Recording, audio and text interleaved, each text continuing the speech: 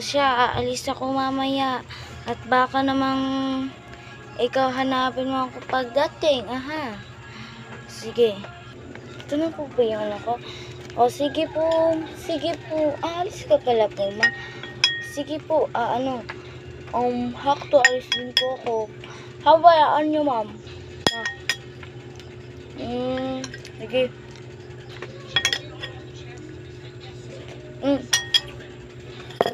Talaga. Diba sila? Nasaan ka na? Nandito pa ako sa bahay. Sige, wait lang. Aalis na ako. Hintayin mo na lang ako sa labas. Tapos na rin naman ako kumain. Nakabihis na rin. Kaya, aalis na lang ako. Sige. Siya, bye-bye. Tsaka ako rin naman. Alis na rin. Ano tong pinagkainan mo? At mamaya-maya na naman babalik na yung tatay mo. Nga pala, ingat ka. Punta na ako doon kay Aling Marites. Siya na, sige, alis na rin ako. Hinintay na rin ako ng ko. Sige po na, alis na rin ako. Hi, Jane. Sorry, natagalan ako. Kasi, di ba, nagpa-practice naman tayo ngayon. Natagalan ako kasi ang dami kong inagkaso sa ko. Ang tagal mo naman. At ako'y naghihintay sa iyo. Hay, kanina pa nga ako nandito. Kala ko, maaga ka makakapunta. Oo nga pala, sabi ni nasa lubong pala si tita. Pupunta na nung kung saan siya nagpunta? Kay Aling Marites na naman. Ay nako, yung tita ko talaga na yun. Lagi na lang nagpupunta kay Aling Marites. Nako naman, siya. Dahil nandito ka na rin naman, simula na tayo. At saka, ba't parang ang tatagal naman ni ba ito? Nakalimutan ko na naman. Si Ana. Ay nako sa'yo, Maria. Buti ka pa, mas nauna ka pa kay Ana, Maria. Ikaw naman kasi, pinagkukumpir mo pa ako dun kay alam mo na rin naman yung nanay nun, palautos. Hay. Pero oo nga rin, sabi din ng mama ko kanina, aalis din daw siya. Pupunta daw siya din kay Aling Marites. Iwan ko ba? Guys, nandito na pala kayo. Sorry kasi mama tuloy. Si mami kasi pinakulayan niya pa yung buhok ko, tapos pinaribanan niya pa ako kaya yun, may kulay na yung buhok ko, tapos pinaribanan niya pa ako. Sabi ko nga kasi mami, gusto ko na paikliin yung buhok ko, kaso ayaw niya naman. Kaya ito, wala akong choice kung kulayan na lang daw.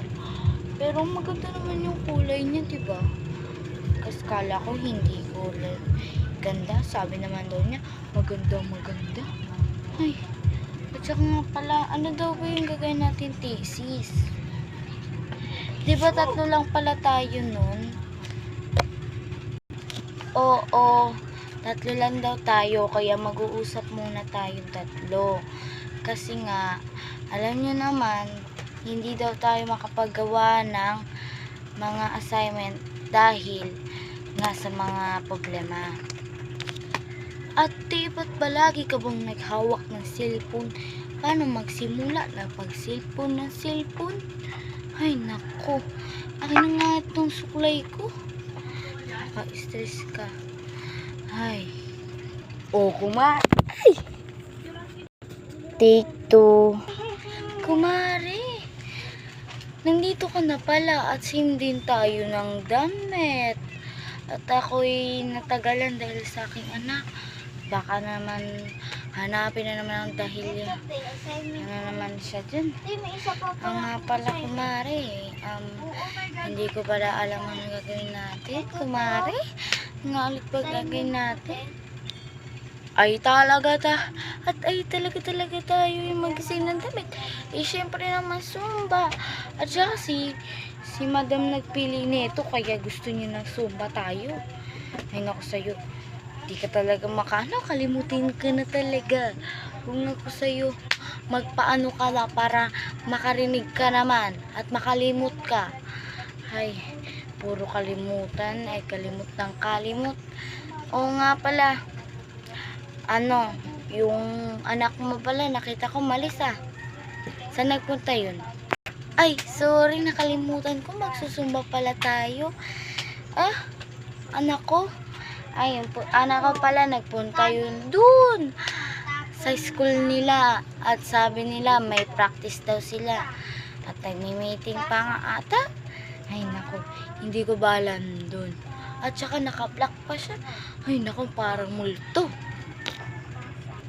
Ay oo nga, parang nga siyang multo pati yung nakita ko rin, magkagrupo pala sila Marie, pati si Ana, magkagrupo pala sila. Kaya pala nakita ko kung bakit magka-same sila ng Ay nako, ewan ko ba talaga kung ganyan. Oh, nandiyan na pala yung kumare nating mayaman. Hi mga mamis. Oo nga pala, kahit pala ako natagalan, kasi pinariban ko yung anak ko. Kasi ang pangit na ng buhok niya at humahaba na. Gusto niya pang paikliin yung buhok niya pero ayaw ko. Kaya sabi ko, papariban ko na lang at papakulayan ko na rin. Kaya iyon, natagal.